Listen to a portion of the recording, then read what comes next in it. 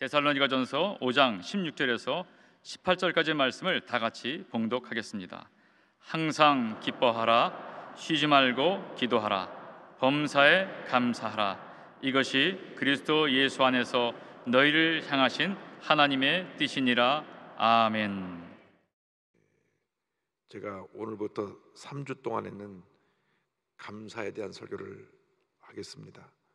오늘은 데살로니가전서 5장 16절로 18절 말씀 가지고 절대 긍정, 절대 감사, 이 같은 제목으로 말씀의 은혜를 나누기 원합니다. 제목을 한번 따라해 주시기 바랍니다. 절대 긍정, 절대 감사. 우리는 단 한 번뿐인 인생을 삽니다. 두 번 인생을 사는 사람은 없습니다. 아무리 건강해도 100세가 넘어가면 언제 나의 삶이 마칠까 죽음을 생각하게 될 것입니다. 아무리 돈이 많아도, 아무리 높은 자리에 있어도 의학적으로 치료받지 못할 병을 갖게 되면 죽음을 생각하게 될 것입니다. 단 한 번뿐인 인생을 보람 있고 의미 있고 후회 없는 삶을 살아가는 우리 모두가 되어야 할 것입니다. 대부분의 사람들이 죽기 전에 다 후회한다고 합니다.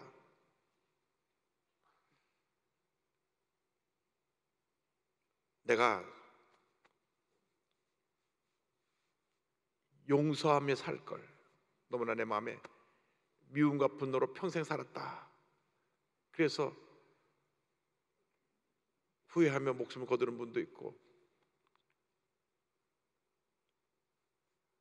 내가 좀 더 참고 살 걸, 너무나 내가 내 성질대로 살아서 많은 사람에게 상처를 줬구나, 자신의 못난 성격 때문에 후회하면서 숨을 거두는 분도 있고,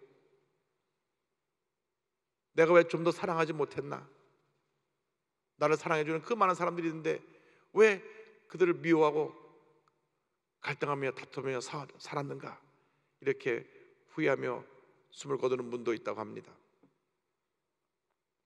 우리 예수 믿는 사람은 그렇게 살면 안 될 것입니다. 그러기 위해서 제일 중요한 것이 우리의 마음 자세를 바르게 하는 것입니다. 이 마음 자세가 우리 일생을 좌우합니다. 그래서 잠언서 4장 23절에 모든 지킬 만한 것 중에 더욱 내 마음을 지키라, 내 마음을 지켜라, 생명의 근원이 이에서 남이니라. 행복한 삶, 후회 없는 삶을 살기 위하여서 우리의 마음 자세를 바르게 해야 되는 것입니다. 예수를 믿고 나서 부정적으로 살던 옛사람의 모습을 내던져 버리고 하루를 살아도 주님 안에서 절대 긍정, 절대 감사의 삶을 살아야 하는 것입니다. 오랜 세월 동안 애굽에서 비참한 노예 신분으로 살던 이스라엘 백성들이 하나님의 놀라우신 은혜로 해방받아 애굽을 떠나게 되었습니다. 그 기쁨, 그 감격은 말로 표현할 수 없었을 것입니다. 그런데 문제는 저들이 430년 동안 애굽에서 종살이 하다 보니까 뼛속 깊이 생각이 부정적으로 바뀌어버렸습니다. 그래서 기적적으로 저들이 출애굽하게 되었음에도 불구하고 성경을 보면 그들이 출애굽한 그날부터 불평을 시작합니다. 끊임없이 불평하고 또 불평하고 또 불평합니다. 부정적 생각이 꽉 사로잡혀서 하나님이 예비하신 그 가나안 땅을 향해 가는 동안에 하나님 앞에서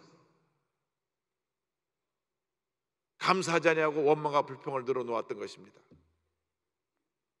성경은 원망과 불평을 하나님에 대한 불신앙의 모습으로 봅니다. 전적으로 하나님을 믿고 의지하였다면 아무리 힘들고 어려운 상황이 다가와도 감사할 수 있어야 되는데, 그 놀라운 은혜로 애굽에서 해방되어 약속의 땅 가나안을 향해 가는데도 그들은 불평하고 또 불평하고 또 불평했습니다. 성경 민수기를 보면 너무나 많은 불평이 담겨 있어서 민수기를 불평기라 이야기도 하기도 합니다. 그래서 결국 20세 이상의 남자 장정 가운데 긍정적인 고백을 한 여호수아 갈렙을 제외한 모든 사람들이 예외 없이 광야에서 40년 동안 돌고 또 돌고 또 돌고 또 돌다가 다 죽고 그 후손만 가나안 땅에 들어가게 됩니다. 혹시 우리가 그들과 똑같은 삶을 살아가고 있지 않습니까? 어떻게 그들이 그럴 수가 있어? 430년 동안 종살이 하다가 해방을 받았으면 감격하며 너무나 기뻐서 주님을 찬양하며 살아야 했는데 이렇게 우리가 그들을 비판하고 있으면서도 혹시 우리가 나 같은 죄인이 예수 믿고 구원받아 이 놀라운 은혜 가운데 살고 있으면서도 범사에 감사하지 아니하고 사소한 일에 원망 불평하고 남의 탓을 하고 늘 부정적으로 이야기하는 그런 모습으로 살고 있지 않습니까? 결실과 감사의 계절을 맞아서 우리의 신앙을 점검해 보기를 바랍니다. 요즘 밖에 나가서 이렇게 길을 걷다 보면 무엇을 보십니까? 단풍이 드는 것을 보실 것입니다. 추수의 계절, 결실의 계절이 되면 나무 잎사귀도 아름다운 색깔로 변화되면서 이제 한 해를 만물할 때가 됐습니다. 그렇게 고백을 하는데 우리가 단풍들은 나무보다도 못하게 주님 앞에 감사한 모습을 나타내지 못하고 원망과 불평으로 살고 있다면 우리는 철저하게 반성하고 우리의 신앙 자세를 바꿔야 할 것입니다. 첫 번째로 우리가 무장해야 될 신앙이 절대 긍정의 신앙입니다. 절대 긍정의 신앙. 그래서 성경은 말씀합니다. 데살로니가 전서 5장 16절에 항상 기뻐하라. 항상 기뻐하라. 긍정적인 신앙 자세의 모습이 기쁨입니다. 기쁨. 부정적인 마음 자세가 마음의 기쁨과 평안함을 빼앗아가는 것입니다. 마음의 기쁨이 사라지니까 염려, 근심, 걱정, 불안, 초조, 미움, 분노로 뒤덮인 삶을 살게 되는 것입니다. 사도 바울은 자기가 절망의 감옥에 살고 있으면서도 오히려 감옥 밖에 있는 빌립보 교인들에게 편지를 보내면서 기뻐하라고 했습니다. 사실 거꾸로 감옥 밖에 있는 사람이 감옥 안에 있는 사람을 위로해 줘야 되는데 사도 바울은 그 더럽고 냄새나고 춥고 불편한 감옥에 갇혔으면서도 감옥 밖에 있는 빌립보 교인들에게 기뻐하라고 권면합니다. 빌립보서 4장 4절입니다. 주 안에서 항상 기뻐하라.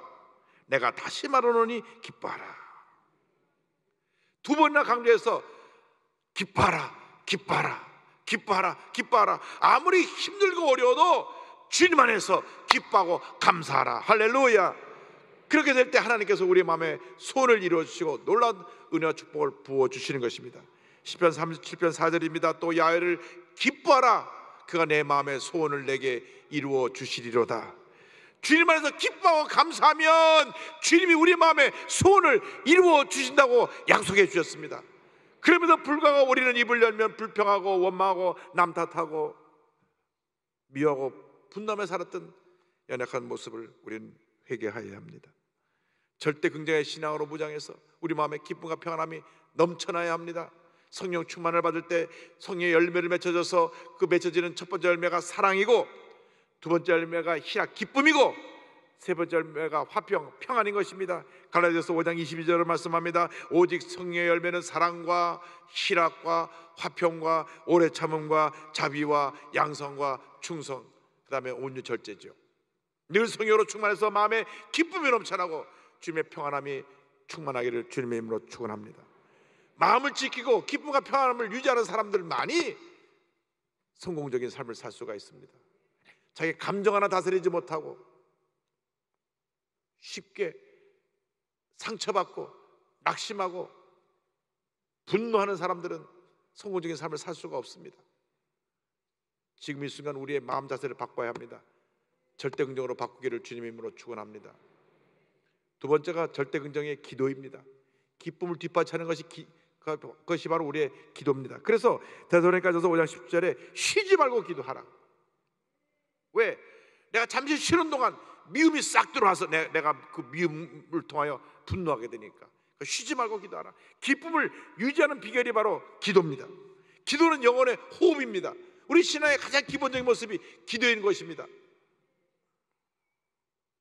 그러니까 문제가 기도하지 않는 데서 다 일어나는 것입니다. 기도 없이는 마음의 기쁨과 평안함을 유지할 수도 없고, 기도 없이는 우리는 승리하는 삶을 살아갈 수도 없습니다. 수많은 문제들이 우리에게 끊임없이 다가오고 또 다가오고 또 다가오고 또 다가오는 이유는 우리가 기도를 거의 하지 않거나, 기도를 소홀히 하거나, 기도에 힘쓰지 않는데 그 원인이 있습니다.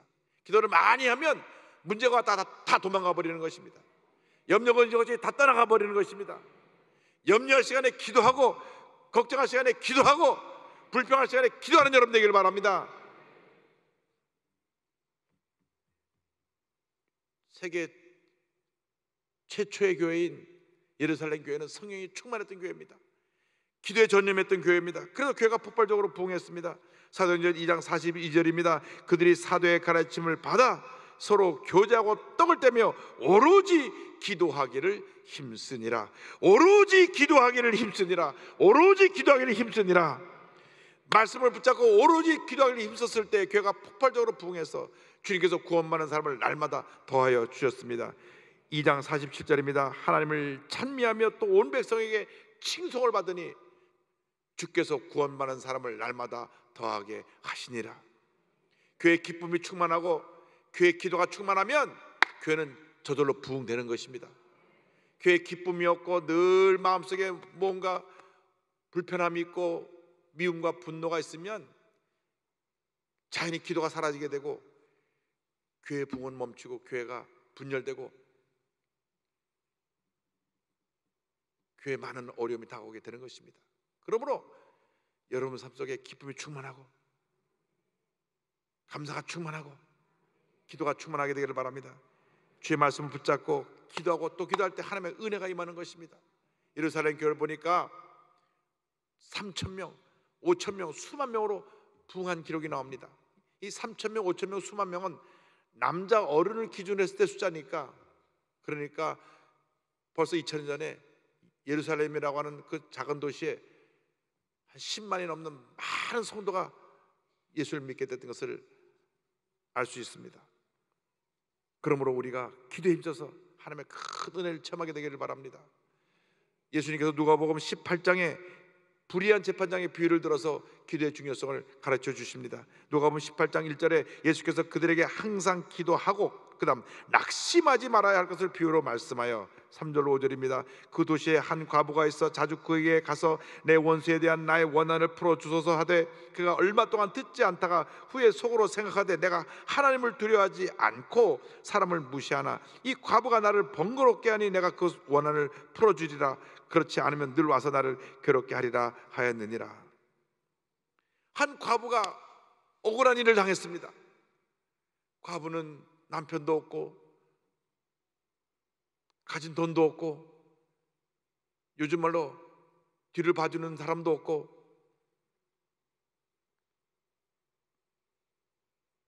그 과부는 원한을 풀 길이 없는데 유일하게 불의한 재판장에게 가서 부르짖는 것밖에 그가 할 수 있는 일이 없었습니다.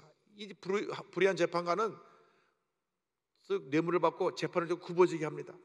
좀 힘 있는 사람, 돈을 많이 주는 사람 편으로 재판에 기울기도 하는 그런 사람입니다. 그런데도 불구하고 이 과부가 아침부터 저녁까지 나와서 재판장님, 저 억울합니다. 저를 좀 살려주세요. 이러다 저는 정말 속이 터져 죽겠습니다. 저를 살려주세요.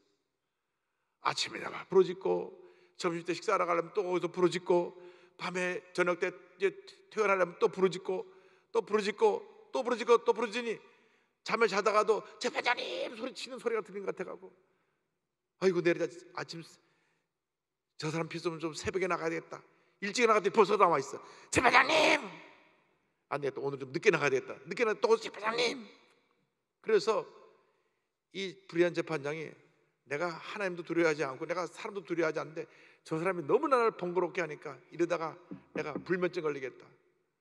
저 과부를 불러들여라. 그래서 그 소원을 들어줬다는 것입니다.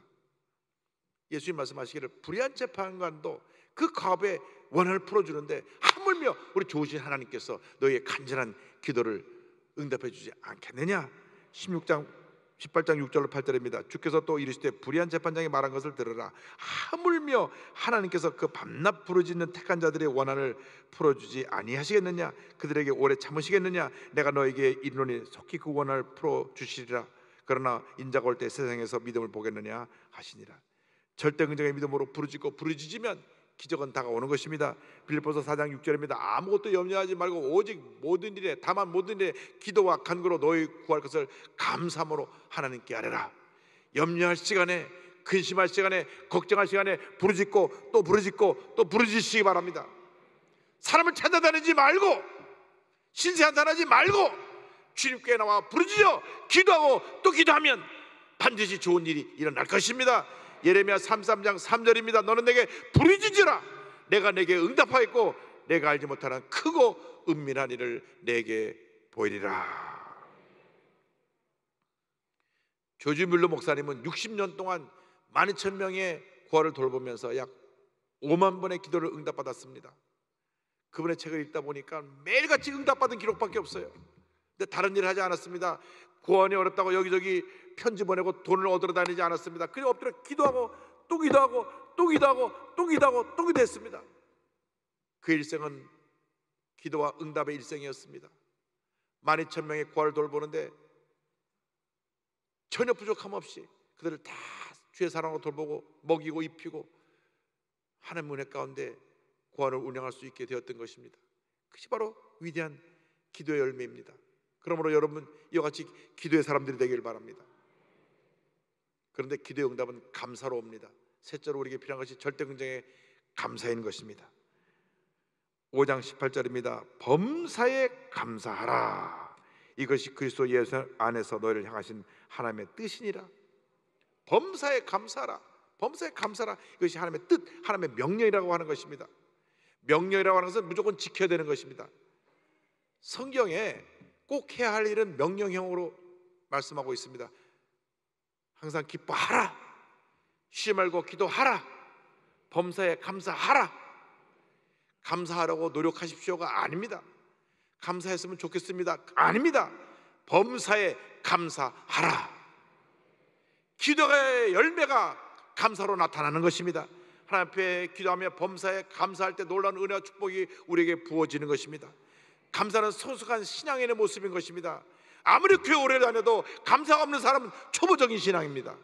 대단히 죄송하게도 10년 20년 믿었는데도 감사가 없으면 아직 초신자와 다름이 없습니다. 그러나 믿은 지 1년밖에 안 돼도 넘치는 감사가 있는 사람은 그보다 더 성숙한 믿음을 가졌다고 하는 것을 잊지 말게 되기를 바랍니다. 모든 일에 감사하시기 바랍니다. 아무리 내가 억울한 일 당하고 속상한 일이 생기고 무시당하고 상처받는 일이 있어도 그때 감사할 때 복을 받습니다. 원망과 불평하면 어떤 은혜도 임하지 않습니다. 긍정적인 사람은 감사를 통하여 자신을 바꿔놓는 것입니다. 그래서 에베소 5장 10절에 범사에 우리 주 예수 그리스도의 이름으로 항상 아버지에게 감사하며 이렇게 권면합니다. 내 힘으로 감사할 수 없기 때문에 예수님의 도우심을 받아서 감사하면 하나님께서 복을 내려주시는 것입니다. 무엇보다도 나 같은 죄인이 구원받아 하나님 자녀가 됐기 때문에, 예수님을 나의 구세주로 모셨기 때문에 우리는 감사하고 또 감사하고 또 감사하고 또 감사해야 됩니다. 골로새서 2장 6절로 7절을 말씀합니다. 그러므로 너희가 그리스도 예수를 주로 받았으니 그 안에서 행하되 그 안에 뿌리를 박으며 세움을 받아 교훈을 받은 대로 믿음에 굳게 서서, 한번 따라해 주세요. 감사함을 넘치게 하라. 감사함을 넘치게 하라. 우리의 넘치는 감사를 하나님께서 기쁘게 받으시는 것입니다. 하나님은 이 감사를 통해서 영광을 받으시고, 하나님은 이 감사가 우리의 삶에 가장 올바른 일인 것을 말씀하시고 감사를 통해서 우리에게 복을 내려주십니다. 그래서 시편 50편 23절에 이와 같이 말씀합니다. 감사로 제사를 드리는 자가 나를 영화롭게 하나니, 하나님을 영광스럽게 하나니, 그의 행위를 옳게 하는 자에게, 감사하는 자들에게 내가 하나님의 구원을 보이리라. 할렐루야. 그러니까 감사를 하지 않은 사람은 옳게 하지 않는 것입니다. 감사하는 것이 옳게 사는 것입니다. 여러분, 주님 앞에서 바르게 사시길 바랍니다. 불평은 잘못된 것이고 감사는 하나님이 기뻐하시는 것이라는 걸 잊지 않게 되기를 바랍니다. 주님의 은혜 가운데 한평생 감사하며 살아가는 여러분 모두가 되기를 바랍니다. 최근에 미국에서부터 저와 가깝게 지내고 제가 사랑하고 존경하는 우리 지구촌 교회 이동원 목사님이 미국에서 둘째 아드님을 먼저 천국 보내드리고 천국 환송 예배 때 장례식에서 10가지 감사를 드렸습니다. 그 아들은 미국에서 국제 변호사 자격을 취득해서 EA 스포츠사와 AT&T에서 근무했고 한국 지구촌 교회와 미국 토렌스 좋은 교회에서 봉사를 했습니다. 올해 2월 달에 대장암 수술을 받고 나서 투병을 하다가 10월 8일 날 43세를 일기로, 너무 젊죠. 43세 일기로 9살 난 아들을 남겨놓고, 부인과 아들을 남겨놓고 하나님의 부르심을 받고 천국에 갔습니다. 부모님이 먼저 세상을 떠나면 땅에 묻지만 자식이 먼저 세상을 떠나면 가슴에 묻는다고 했습니다. 여러분, 사랑하는 아들이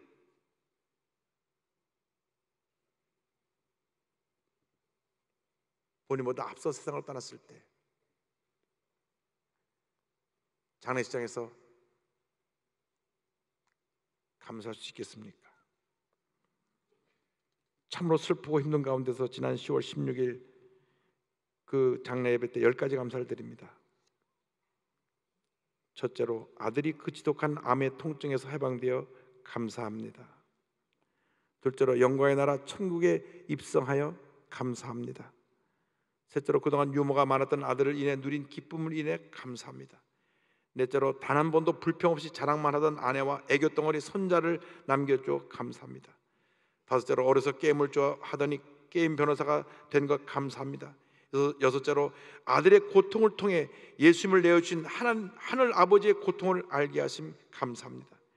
일곱째로, 아들의 암투병을 통해 수많은 암 환자의 고통과 연대하게 된 것 감사합니다. 여덟째, 또한 자식을 먼저 떠나보낸 수많은 부모들의 고통과 연대하게 되어 감사합니다. 아홉째, 아들의 치유를 위해 기도한 수많은 중보기도자들과 한지체가 되어 감사합니다.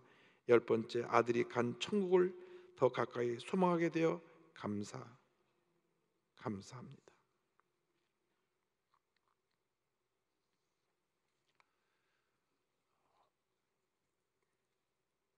여러분, 진정한 감사는 가장 힘들 때 드리는 감사입니다. 잘 될 때 감사는 누구나 드릴 수 있죠. 우리가 그동안 너무나 감사가 부족했습니다. 너무나 많은 축복을 받고 사는데도 불구하고 100가지, 10,000가지 감사할 이유가 있음에도 불구하고 한두 가지 때문에 불평하고 원망하고 분노하고 미워하고 절대 용서 못한다고 혼자서 이를 갈며 잠을 자지 못하고 살았던 우리들의 모습을 회개해야 됩니다. 우리의 믿음의 고백으로 내 영혼이 은총 입어 중한자진 벗고보니, 이것을 우리가 찬송을 하는데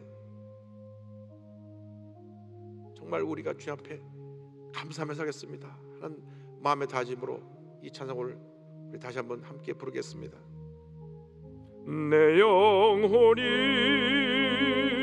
은총 입어 중한죄짐 벗고보니 슬픔 많은 이 세상도 천국으로 가도다. 할렐루야 찬양하세. 내 모든 죄 사함받고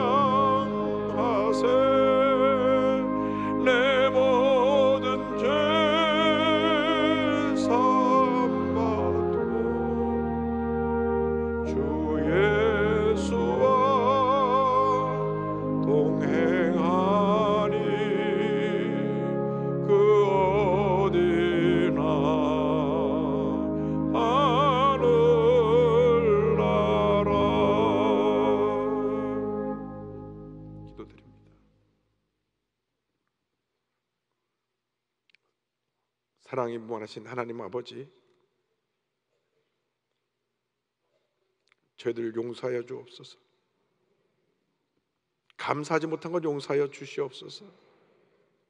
힘들다고 불평하고, 무시당했다고 분노하고, 상처받았다고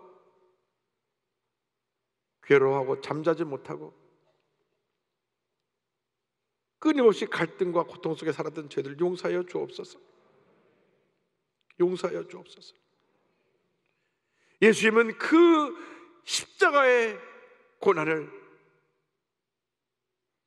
한마디 불평도 안 하시고 묵묵히 감당하셔서 온몸을 찢기시고 두 손과 두 발에 못이 박히고 피를 쏟으시며 우리를 구원해 주셨는데, 그 놀라운 구원을 감사하지 못하고 그저 내가 조그만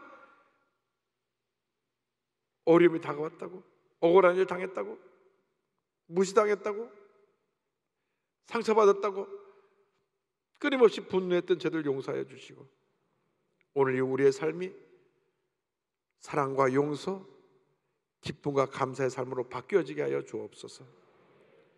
예수님의 이름으로 기도 올리옵나이다. 아멘.